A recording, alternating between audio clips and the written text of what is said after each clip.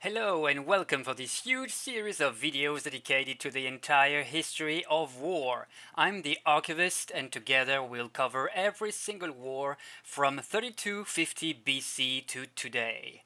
Let's go!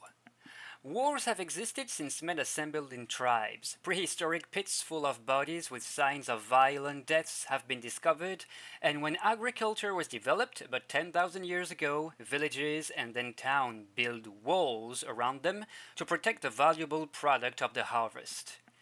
War then gained in scale and, like on this depiction, on the knife of Gebel el-Larak, probably originating from Egypt, men fought with wooden, stone, bone, and later copper spears, arrows, slings, axes, or maces. But this knife, with a flint blade and ivory handle, dates back to just before a critical invention without which we cannot know what conflict it is depicting. That invention is writing, which marks the beginning of history with a capital H. This is where we start off. 3,250 years before Christ, we are here at the crossing between Africa, Europe, and Asia, right there in Mesopotamia, the land between the rivers Tigris and Euphrates in nowadays Iraq. Several city states have developed, the most important ones from north to south being Kish, Nippur, Adab, Isin, Umma, Lagash, Uruk, and Eridu, the dominant one recently, since they were all rivals. Here, strangers slowly infiltrate the land. On the one hand, Semite nomads coming from Amurru, nowadays Syria to the west, and Arabia to the south. They established themselves in northern Mesopotamia. On the other hand, Sumerians coming from somewhere northeast who established themselves in central and southern Mesopotamia. They developed cuneiform writing, the first ever, and because of that, give its name to this land, the land of Sumer. 3200 BC. West of this, in Egypt, cities are sprouting too along the Nile River. In Upper Egypt, from north to south, we find Thinis, Nagada, and Nekhen. Nagada is out of the game first, trapped between its rivals. Thinis gains the upper hand and asserts dominance as far down as Lower Egypt, maybe even the desert of Sinai. The first hieroglyphs teach us that a scorpion king lived back then. The city of Nekhen starts gaining strength. It must be noted that back then cavalry and catapults had not yet been invented. War was only an affair of infantry. 3100 BC, a century later, it seems that a king said Horus Crocodile rules in Tarkhan, south of the delta of the Nile, and that he is rival to a Horus Ka, ruler of Nekhen. He is also father of a certain Narmer, also called Nemes. It is he who unifies Upper and Lower Egypt. He makes Memphis at the base of the delta of the Nile his new capital and founds the first dynasty of Egypt. Pharaohs, still called Horuses back then, will rule for 3,000 years. Of course, as you can see on this, the palette of Narmer, uniting Egypt wasn't done peacefully.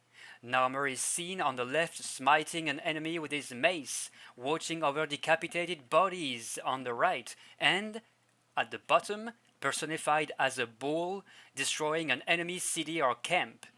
He and or his successors, Aha-Jer later then, fought in Nubia to the south, in Canaan to the north, in nowadays Palestine, and Libya to the west, consolidating their borders, building forts here and there, repelling Bedouin nomads.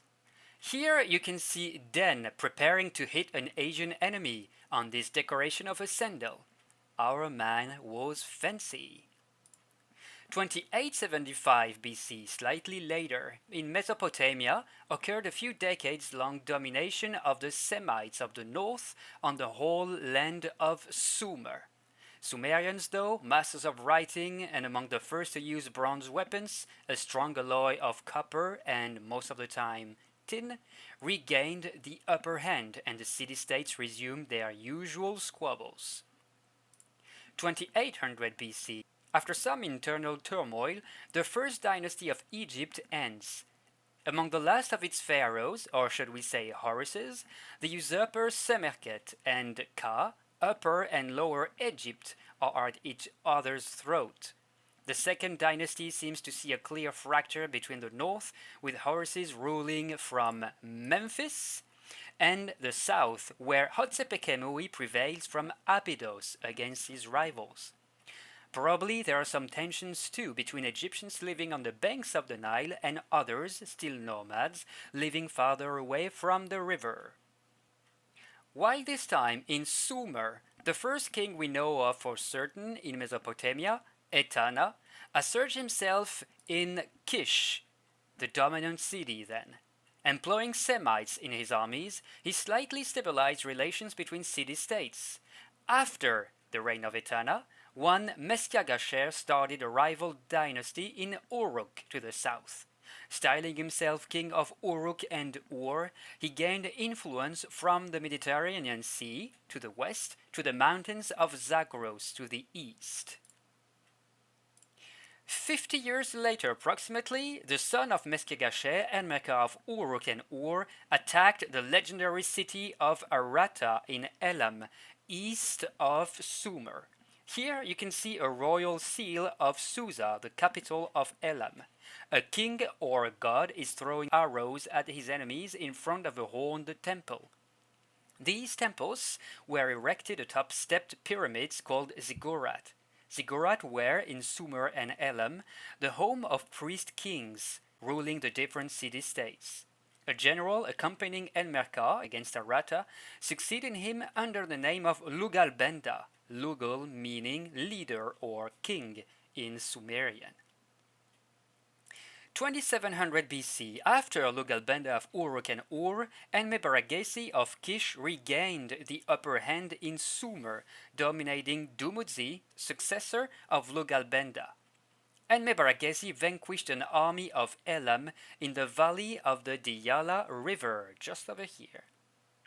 While this time, Kasekemui, Horus of the second dynasty of Egypt, tamed a revolt in Lower Egypt, cause of up to 40,000 deaths.